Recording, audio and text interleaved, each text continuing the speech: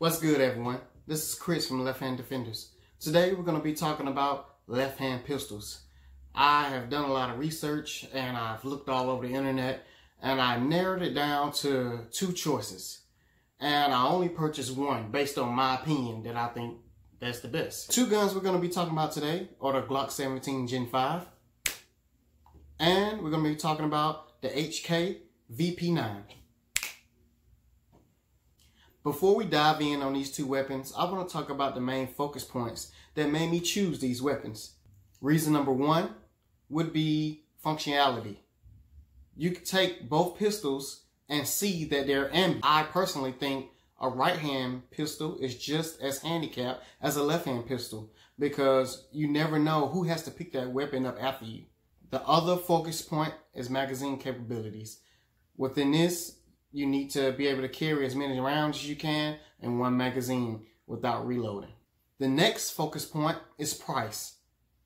Is it in your budget? Can you afford this weapon? The next focus point is availability of parts. If anything happens to go down, a pandemic, anything, an end of the world type of situation, is it more likely that you'll find parts for the one gun or the other? So first up, we're going to talk about the VP9. In my opinion, I know, and before I even get to this point, I personally myself am a Glock fan. But when I got to shoot the VP9, I mean, it was wonderful. You know, for one, let's just start from the beginning. I don't have one to show you guys because I did purchase the Glock, and I'm gonna tell you the reason why I did purchase the Glock. But me personally, I think the VP9 is a better weapon. So, with the VP9, when it comes down to the sights, they do come with night sights. The Glock 17 Gen 5 does not. When it comes to the VP9, the trigger is a way better trigger than the Glock factory trigger. One thing, if you're a Glock shooter, you know it's a big cushion when it comes down to this Glock. As you can see now, I'm going to show that the weapon is not loaded and it's safe, no clip. That it's a lot of cushion in that trigger. So, you know, me personally, I train a lot with the Glock, so I know where to take up that slack to get to the wall before to break the shoot. So when I shoot, I really don't notice that cushion. But for, you know, new beginners, it could throw you off because that cushion, you know, creates a lot of movement when you're shooting. But with that, the VP9, there is no cushion noticeable at all. It's just all break. So, you know, with this, you can see, okay, cushion, cushion, cushion, break. You see what I mean? So with the VP9, it's none of that. You don't have that loosey-goo feel in the gun. Another thing is, with the VP9, is the grips. Not like the Glock. You know, the Glock, the only thing that you can change is the back strap. So with the VPN, you have multiple things you can change on the grip to, you know, fit your hand. So I think it's more customizable, you know, for people that want to, you know, have a comfortable, you know, firearm in their hand. Me personally, the Glock fits perfect for me because I like the grip high and it just fits perfect in my hand. And another thing, I always had this as a service weapon when I was a security guard, when I did all kind of training with weapons, the military, it always been Glock, you know, or Beretta. All right, up next, we're going to talk about the Glock 17 Gen 5. This was my choice that I chose to buy because out the box, I think it was the best choice for what I was looking for. So let me explain. So this is the 17 Gen 5.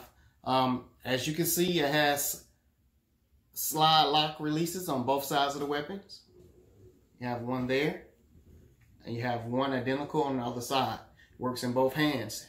You can